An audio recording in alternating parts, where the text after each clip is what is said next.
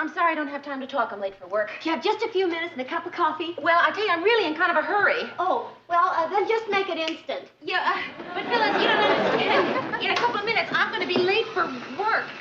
No, I'm not. I am. What is it? Mary, I'm in a real bind. I've got a deadline, and you've just got to help me. What do you need? A cup of coffee. And Ted Baxter. Ted Baxter? Yes, to give a talk for my club. I'm in charge of guest speakers, and I don't have any guest speaker for tonight. So can you help me out? Tonight? Tonight. But that's tonight. I know. I guess you're entitled to the whole story. We had Dr. Herman Davis lined up. You know, the controversial psychiatrist who wrote that great book, Don't Be Embarrassed, about sex. But he backed out. He decided at the last minute he was uncomfortable with women. Well, I don't know. Ted's not very good at that sort of thing. But Mary, it's just talking. Yeah, well, it's just talking that Ted's not very good at. Mary, if I were in your position, you know that I would do anything I could to help me. Yeah. But I can see it's just too much trouble. Well, Phyllis, you look, really all right, find out let's just who say your that I friends could are. get Ted to agree to talk. How long would you need him to talk? Because I need him to talk 15 minutes. Well, I suppose I could get Murray to write something for him. Great. Oh, great. Our subject for tonight is the world today. Never mind the coffee, Mary. I'm really in a hurry. Do you really help me? I just wish there were something I could do for you. Phyllis, the only thing I need is to get to work. Listen, my car is in the shop. Do you think you could drive me to work? Oh, sure. What? Sure. Oh, thank you. Let's see, it's 20 minutes there, 20 minutes back. Sure, if it's really that important to you. Well, it would help. Okay, well, it'll take me 15 minutes to get ready, but if you really want me to... well, no, Phil, forget it, really. Well, I'll postpone things. I'll move them around. No, Phil, please. No, don't postpone anything. I'll drop them if myself, necessary. really. Thanks, anyway. Oh, don't mention it. What are friends for?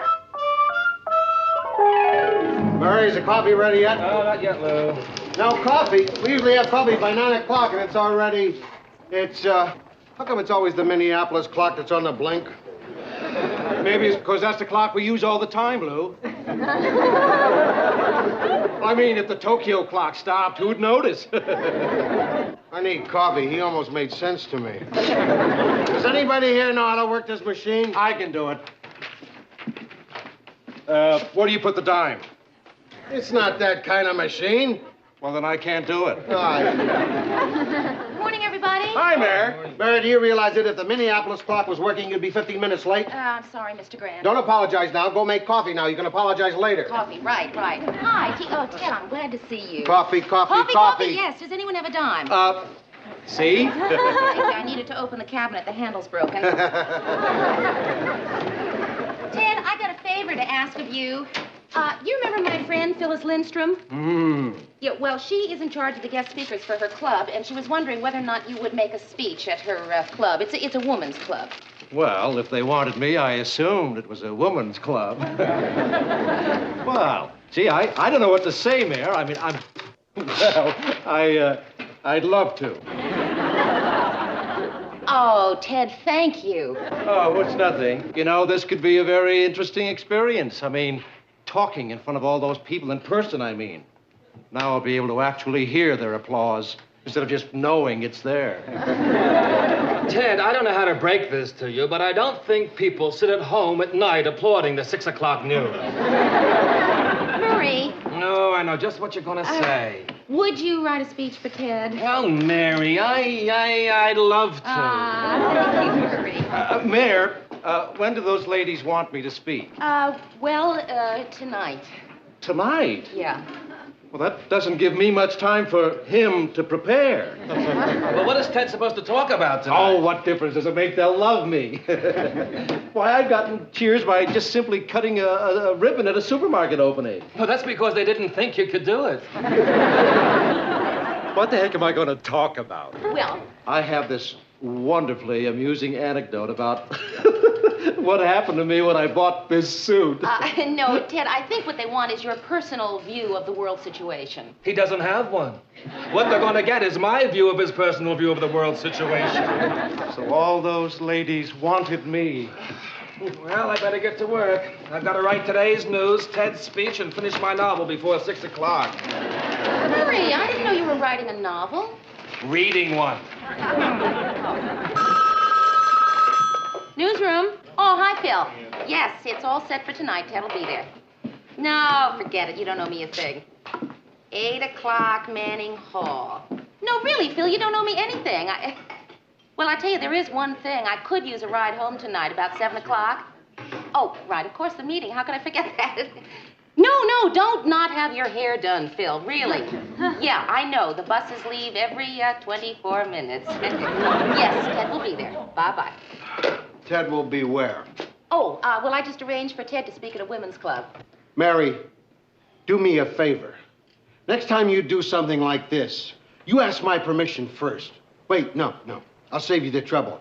Next time, the answer will be no. Okay, Mr. Grandpa, why? Mary, a karate expert's hands can get him in a lot of trouble. Yeah. But what does that have to do with Ted? Those hands are considered a deadly weapon. It's the same with Ted's mouth.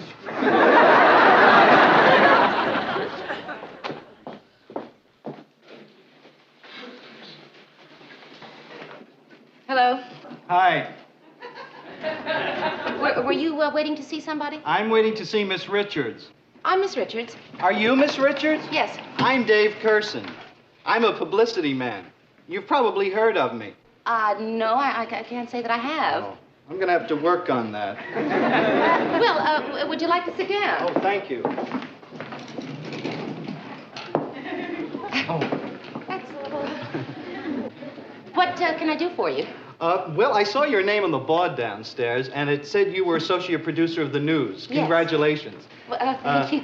I thought you'd be the person to see about getting some publicity. You see, I thought if I could get some of my clients on your news program, it would really help my business a lot. Oh, well, I think probably the man you should see is Lou Grant. He's in charge of the news. Was that Mr. Grant who just Yes. left? Yeah. I don't think I'm ready for Mr. Grant yet. I know what you mean. So, who are some of your clients? You've heard of the Midwestern Yo-Yo Association? Well, I tell you, Mr. Curson, I really don't see how a news program could help publicize yo-yos. I guess you're right. Well, look, here's my card. If you ever need any publicity for the station, just give me a call. Oh, Mr. Curson, the telephone number here is crossed out. Oh, I know that. You see, what happened is the printer made a mistake on the telephone number, so I got them for half price. If he'd only left my name off, I probably could have got them for nothing. Well, bye. Bye. Is this a poll? Yes, it's a... Mayor, Yes, Ted? about tonight, do you think I ought to wear my dark blue suit or my tux? Oh, well, no, I think the blue suit will be fine. Okay. Mary, Yes. I was just wondering, I mean, if you're through with it, Yes. could I have my dime back? Who is it? It's me, Phyllis. What's the matter? What's the matter? Yeah, is there something wrong? Is there something wrong? Phyllis, will you stop repeating everything I say and tell me what's the matter? Wait a minute. Ted, your club. How did it didn't go well, did it? Well, it didn't go at all. It just laid there. Mary, you could at least have warned me that he's never spoken in public before. Phyllis, I did. I told you. What happened? Well, he wasn't so bad in the beginning when he was reading his speech. I mean, at least he finished. We applauded. It was all very nice. And? And then Helen Edwards asked him a question. Well, was it a hard question? But yes, it was. It was, are you for or against women's liberation? Oh. Was he for it or against it? Well, we don't know. He just stood there with his mouth open like he was going to say something, And then a sort of glaze came over his eyes. He giggled a couple of times, said something nobody understood, and then he asked if there were any more questions. Were there? Well, yes. There were about an hour's worth of questions. And 2 minutes worth of answers. Poor Ted, he must feel just awful. Why don't you ask him? Well, I would, but it's a little late to call He's somebody. standing out in the hall. In my hall? He didn't want to come in unless he had a personal invitation from you. Do you want to invite him in? Well, of course I do.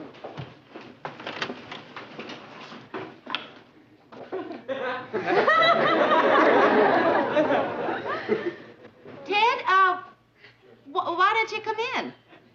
I don't know.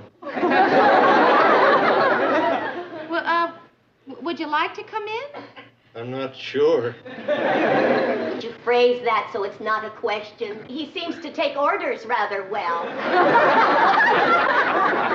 Ted, get in here. Yes, Mary.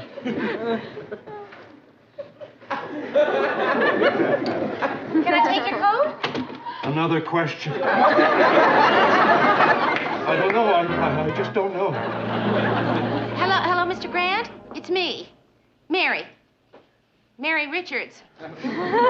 Oh, not much. What's new with you? Well, yes, Mr. Grant, I do have a very good reason for calling you at 1 in the morning. I don't know how to say this. Why don't you just say it? I guess I'll just say it. Mr. Grant, a little while ago, Ted dropped by, and he was kind of upset, and, Mr. Grant, Ted's locked himself in my bathroom, and he won't come out.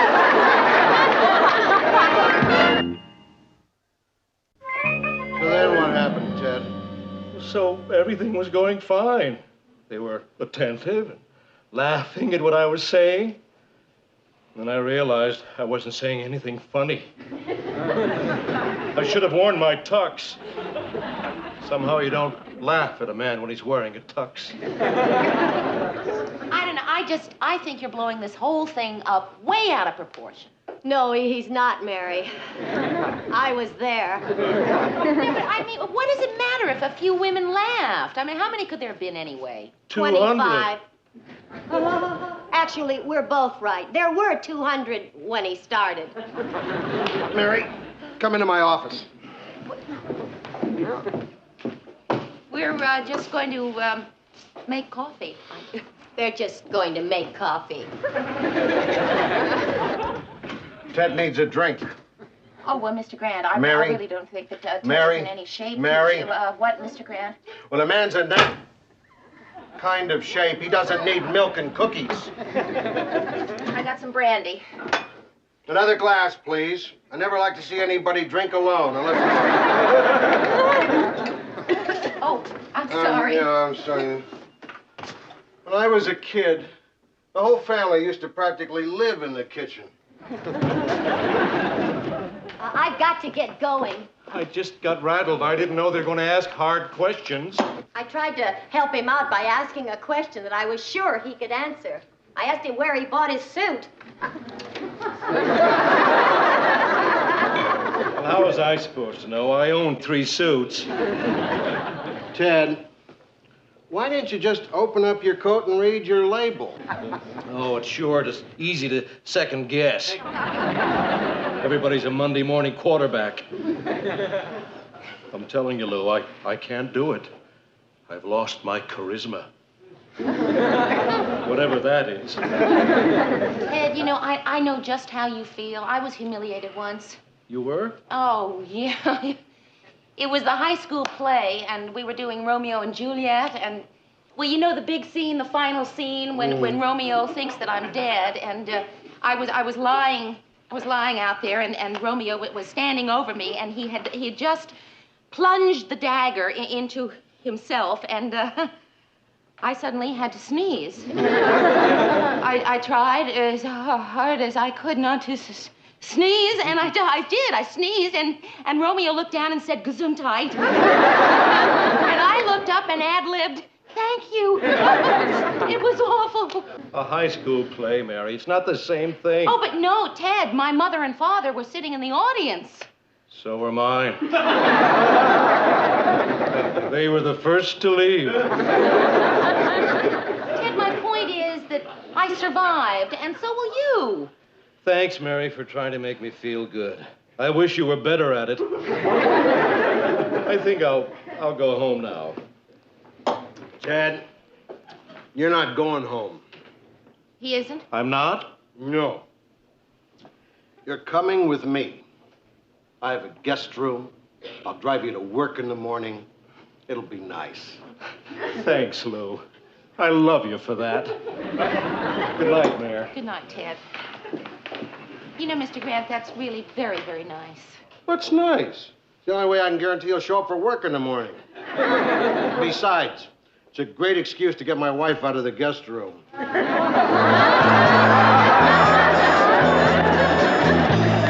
That was the senator making that statement at the airport today. Ladies and gentlemen, a serious warning from the University of Minnesota's atmospherics. Excuse me, ladies and gentlemen. Atmospherics department. I'm sorry, ladies and gentlemen. Dale Wick, head of the Department of that department, announced that in 5 years, smog could reach legal proportions. Oh, lethal proportions. I'm sorry, ladies and gentlemen. I seem to be having a little trouble. I'm just sorry. And now for the lighter side of the news. Population explosion. Oh, Lord, I'm sorry. Mary, get in here.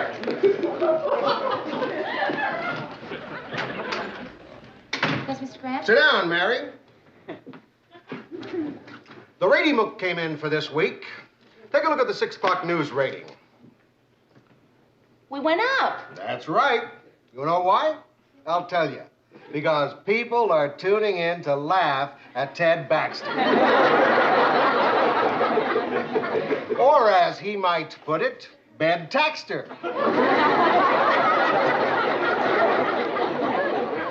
He's become the thing to do.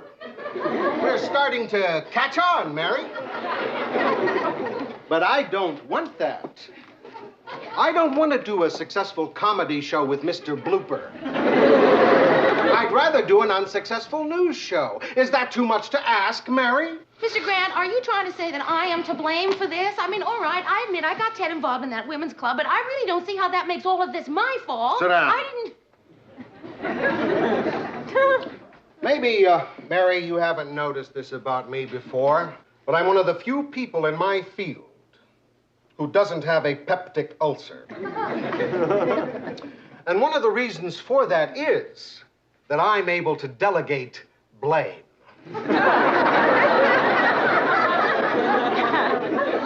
Nothing that goes wrong here is my fault. It's Ted's fault. It's Murray's fault. It's Gordy's fault. This is your fault. It is, isn't it? So fix it before it begins to look like it's my fault. This is Ted Baxter saying good nights and good newt. What was going on in there? Oh, you don't want to hear about it. I already did. Hi, Ted. You're just saying that to make me feel good. Hey, look, Ted, it was my fault. It was a slow news day. I just couldn't write anything exciting for you to read. Here. A revolution in South America, a crisis in the Far East, and an earthquake in Peru? No, Murray, it's not the news. It's me. I've lost something. Has anyone seen my hat? I think it's under Mary's coat. Ted, it's nighttime. I know. I'm just not in the mood to be recognized. Excuse me, aren't you... No, I'm not. I used to be. He still looks a lot like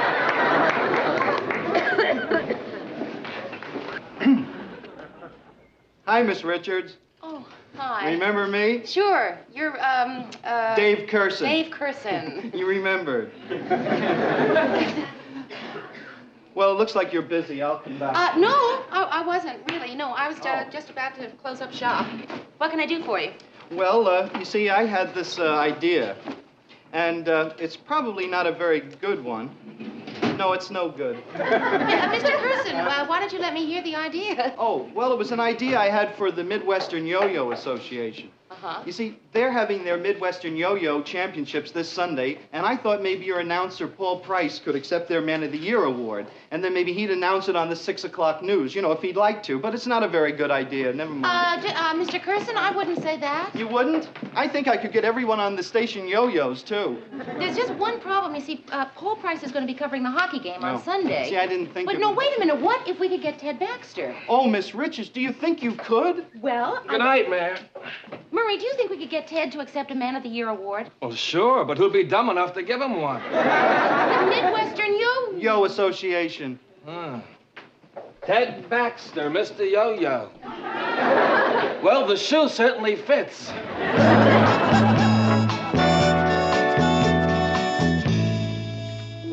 Anybody got the correct time in Minneapolis? Subtract 15 hours from Tokyo and add a day. Thanks. Morning, Miss Grant. Morning. Can I help you with those?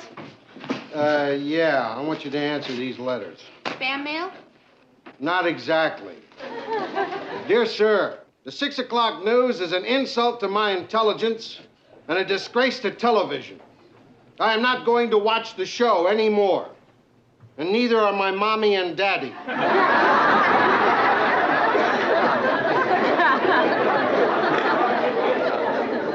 Did you ever get a hate letter written in crayon? Mr. Grant, have you seen Ted this morning? I think I might have some good news for you. My good news is I haven't seen Ted this morning. Oh, Lou. Got to see you about a couple of things. What is it, Ted? First of all, there are no bath towels in my dressing room again. There's no bath in your dressing room. That's the second thing I want to see you about. Who ever heard of an anchorman's dressing room without a bath? I want you to get on that right away, Lou. After all, it's not too much to ask for. I understand Cronkite's got a sauna.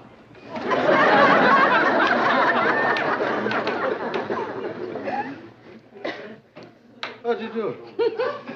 I got 600 people to give him an award. 600 people all applauding, and all Ted had to say was, thank you.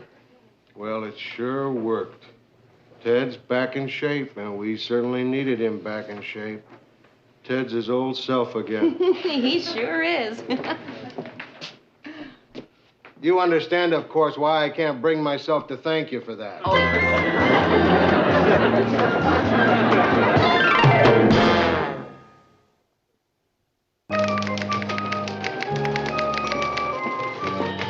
Hi, Miss Richards. Hi, Dave Curson. Dave Curson, remember me?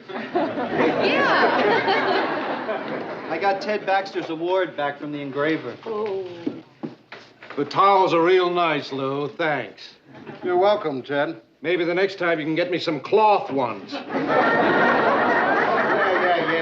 Ted, your award came back from the engravers, and Dave wanted to present it to you. Oh. Good luck. Oh, isn't it lovely? What does it say, Ted? To Ted Baxter, Oh, read the rest of it, Ted. Yo-Yo Man of the Year. Got any more of these little award things? As a matter of fact, I do. You see, I have another group here. It's the Minneapolis Association of Shoe Repairmen.